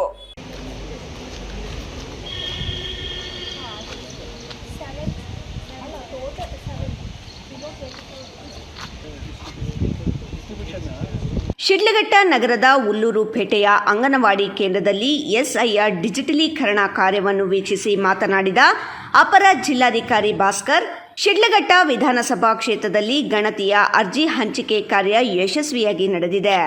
ಜಿಲ್ಲಾ ಚುನಾವಣಾಧಿಕಾರಿಗಳ ನಿರ್ದೇಶನದಂತೆ ಅರ್ಜಿಗಳ ಡಿಜಿಟಲ್ ಕಾರ್ಯ 10ರಿಂದ 15% ಆಗಿರುವ ಮತಗಟ್ಟೆ ಕೇಂದ್ರಗಳಿಗೆ ಭೇಟಿ ನೀಡಿ ವರದಿ ಸಲ್ಲಿಸಲು ಶಿಡ್ಲಘಟ್ಟ ನಗರಕ್ಕೆ ಆಗಮಿಸಿದ್ದ ಕ್ಷೇತ್ರದಲ್ಲಿ ನಗರದಲ್ಲಿ ಮತಗಟ್ಟೆಗಳಲ್ಲಿ ಡಿಜಿಟಲ್ಸ್ ಕಾರ್ಯ 10ರಿಂದ 15% ಮಾತ್ರ ಆಗಿದೆ. ಅದನ್ನು ನಾಳೆಯವರೆಗೆ 50ಕ್ಕೂ ಹೆಚ್ಚು ಪ್ರಮಾಣದಲ್ಲಿ ಮಾಡಲು ಅಧಿಕಾರಿಗಳಿಗೆ ನಿರ್ದೇಶನ ನೀಡಲಾಗಿದೆ ಎಂದು ಅಪರ ಜಿಲ್ಲಾಧಿಕಾರಿಗಳು ಈ ಕಾರ್ಯದಲ್ಲಿ ಸಹ ಜಿಲ್ಲಾ ನೋಂದಣಾಧಿಕಾರಿಗಳು, ತಹಸೀಲ್ದಾರ್ ಮತ್ತು ನಗರಸಭೆಯ ಪೌರಾಯುಕ್ತರು ಸಮನ್ವಯದಿಂದ ಕಾರ್ಯನಿರ್ವಹಿಸುತ್ತಿದ್ದಾರೆ ಎಂದು ಮೆಚ್ಚುಗೆ ವ್ಯಕ್ತಪಡಿಸಿದರು. ಇವತ್ತು ಜಿಲ್ಲಾಧಿಕಾರಿಗಳ ಮತ್ತು ಜಿಲ್ಲಾ ಚುನಾವಣಾಧಿಕಾರಿಗಳ ಒಂದು ನಿರ್ದೇಶನದ ಮೇರೆಗೆ ಚಿಕ್ಕಬಳ್ಳಾಪುರ ವಿಧಾನಸಭಾ ಕ್ಷೇತ್ರದಲ್ಲಿ ಎಲ್ಲಿ ನಮಗೆ ಇನ್ವೆಸ್ಟಿಂಗ್ ಫಾರಮ್ಸು ಡಿಸ್ಟೇಜ್ ಆಗಬೇಕು, ಸೊ ಅದು ಎಲ್ಲಿ ಕಡಿಮೆ ಶೇಕಡಾವಾರು ಕಡಿಮೆ ಆಗಿದೆ, 10-25% ಕೆಳಗಡೆ ಇದೆ. ಸೊ ಅದನ್ನು ಪ್ರತಿ ಪೋಲಿಂಗ್ ಸ್ಟೇಷನನ್ನು ವಿಸಿಟ್ ಮಾಡಿ ಸ್ವಲ್ಪ ನಿರ್ದೇಶನ ನೀಡಲಿಕ್ಕೆ ಸೂಚಿಸಿದ್ದಾರೆ. ಅದರ ಸಂಬಂಧ ಇವತ್ತು ನಾವು ಶಿಡ್ಲಘಟ್ಟ ನಗರ ಪ್ರದೇಶದಲ್ಲಿ ಒಂದು 7 ಪೋಲಿಂಗ್ ಸ್ಟೇಷನ್ಸು ಕಡಿಮೆ ತರಬೇತಿದೆ. ಡಿಸ್ಟ್ರಿಬ್ಯೂಷನ್ ಎಲ್ಲ ಆಗಿದೆ, ಬಟ್ ಡಿಸ್ಟೇನ್ಸ್ ಸ್ವಲ್ಪ ಕಡಿಮೆ ಇದೆ. ಸೊ ಅದಕ್ಕೆ ಒಂದು ನಿರ್ದೇಶನ ಕೊಡಲಿಕ್ಕೆ ಬಂದಿದ್ದೇನೆ. ಎಲ್ಲ ನಮ್ಮ ಹಿರಿಯರು ಮತ್ತು ಹಿರಿಯರ ಮಾರ್ಗದರ್ಶನದಲ್ಲಿ ಚೆನ್ನಾಗಿ ಮಾಡ್ತಿದ್ದಾರೆ. ಸ್ವಲ್ಪ ಒತ್ತು ಕೊಟ್ಟರೆ ಅದನ್ನು ನಾವು 50% ಅಟ್ಲೀಸ್ಟ್ ನಾಳೆ ಒಳಗಡೆ ಮುಗಿಸ್ಬೇಕಾಗುತ್ತೆ. ಇವತ್ತು ಶನಿವಾರ ಭಾನುವಾರ ಇರೋದರಿಂದ ರಜಾ ದಿನಗಳಲ್ಲೂ ಸಹ ಕೆಲವು ಕೆಲಸಕ್ಕೆ ಹೋಗಿರೋರು ನಗರ ಪ್ರದೇಶದಲ್ಲಿ ಮನೆಗೆ ಬಂದಿರ್ತಾರೆ. ಇನ್ವೆಸ್ಟಿಂಗ್ ಫಾರಮನ್ನು ನೀಟಾಗಿ ಫಿಲಪ್ ಮಾಡಿಕೊಡಲಿಕ್ಕೆ ಅನುಕೂಲ ಆಗುತ್ತೆ ಅಂದ್ಬಿಟ್ಟು ಇವತ್ತು ಬಂದಿದ್ದೇನೆ. ಎಲ್ಲ ಚೆನ್ನಾಗಿ ಮಾಡ್ತಿದ್ದಾರೆ. ಇನ್ನು ಸ್ವಲ್ಪ ಹೆಚ್ಚಾಗಿ ಒತ್ತು ಕೊಟ್ಟರೆ ನಾವು ಡಿಸೈನ್ ರಿಸಲ್ಟ್ಸನ್ನು ಪಡ್ಕೋಬೋದು. ಎಫ್ ಫಾಷಾ, ರಾಯಲ್ಸ್ ಕನ್ನಡ, ಶಿಡ್ಲಘಟ್ಟ. ರಾಜ್ಯದ ಮುಖ್ಯಮಂತ್ರಿಯಾಗಿ ಅಧಿಕಾರ ಸ್ವೀಕರಿಸಿರುವ ಸಿಎಂ ಡಿಕೆ ಶಿವಕುಮಾರ್ ಅವರಿಗೆ ರಾಜ್ಯ ಸರ್ಕಾರಿ ನೌಕರರ ಸಂಘದ ವತಿಯಿಂದ ಬೆಂಗಳೂರಿನ ತ್ರಿಪುರವಾಸಿನಿ ಅರಮನೆ ಮೈದಾನದಲ್ಲಿ ಆಯೋಜಿಸಿರುವ ನಮ್ಮಭಿಮಾನದ ಅಭಿನಂದನೆ ಕಾರ್ಯಕ್ರಮದಲ್ಲಿ ಭಾಗವಹಿಸಲು ಶಿಡ್ಲಘಟ್ಟ ತಾಲೂಕಿನ 100 ಸರ್ಕಾರಿ ನೌಕರರು ಹೊರಟರು.